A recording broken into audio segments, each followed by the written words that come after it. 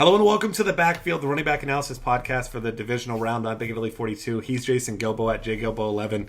And this week, not quite the crapshoot that it was last week, at least. Marshawn Lynch, of course, was going to play, and then he wasn't going to play because Pete Carroll just thinks he's hilarious by not ever giving anyone any information. But we don't have to worry about him as much this week. But a guy that we fortunately do get to worry about this week, David Johnson against the Packers. Packers defense, not an intimidating one, to say the least. And Arizona certainly had their way with them the first time.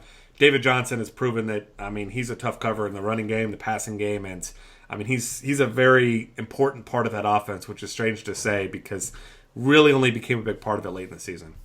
Yeah, definitely. And like you said, Green Bay's, they're more bark than bite, I think. They've allowed, a decent amount of rushing yards. So the only defense this week who's allowed over 100 rushing yards per game on the slate. So, obviously David Johnson's the clear-cut number one this week. And, the guy's just a versatile back. He's caught 17 catches over the final 5 weeks of the season. You got to figure that Seattle game doesn't really count because, the starters rested most of that second half anyway. So Green Bay ranks as 19th rush defense per Football Outsiders, and they've allowed a 4.5 yards per carry. Just plug Johnson into your lineups. He's your safest running back option this week. Yeah, I'm looking forward to actually being able to play someone that doesn't make me feel sick this week. Yeah. Spencer Ware next up. Obviously, we've got Spencer Ware splitting some time, of course, with everyone in that backfield, it seems, that is not named Jamal Charles. So Spencer Ware, though, is a guy that's getting a ton of touches, 32 touches over the past 2 games, like you mentioned here. And West has a decent amount of touches also. But this is a team that's going to have to be going back to the Alex Smith check down ways, it seems, with a New England team that is creative with their blitzes. They get after the quarterback. Alex Smith's been sacked a ton. Jeremy Maclin, if he plays, he's probably not 100%. This looks like the perfect scenario to see a ton of PPR goodness in the short passing game here. Yeah, and I don't mind that with Ware either. West is still going to get some looks, but, there's no doubt Ware's been the more effective running back. On 88 carries this season, 470 yards and 7 touchdowns, 5.3 yards per carry.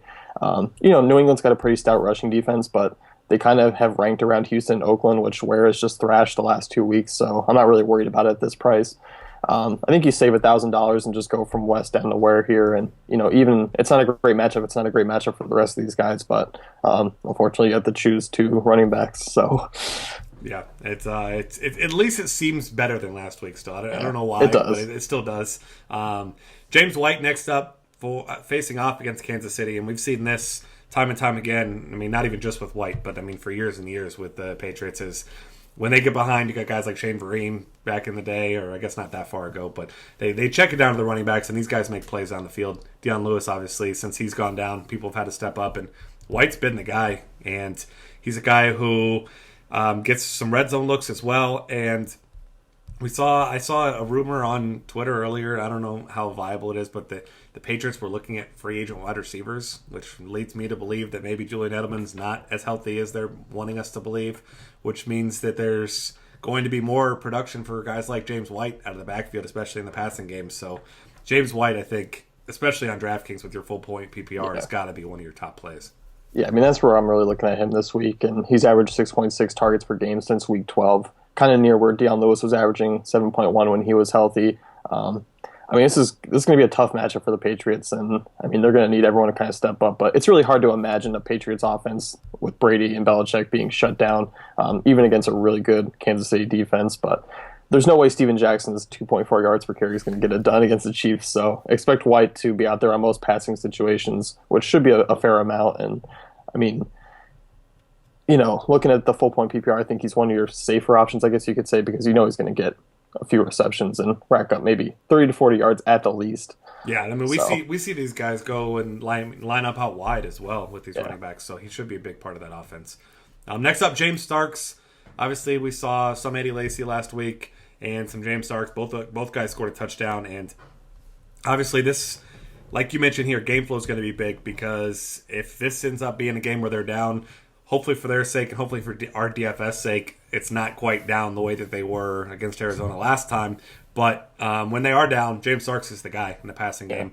It's not Eddie Lacy. He's not the guy that's going to make big plays in the passing game. So kind of expecting, because Vegas is expecting that Arizona is going to be ahead which means that the Packers need to throw the ball. And considering the fact they haven't had a ton of success throwing to their wide receivers down the field this season without Jordy Nelson, James Starks is instantly in play. And I would be surprised to see a lot of running backs as some of the highest scorers at any position this week.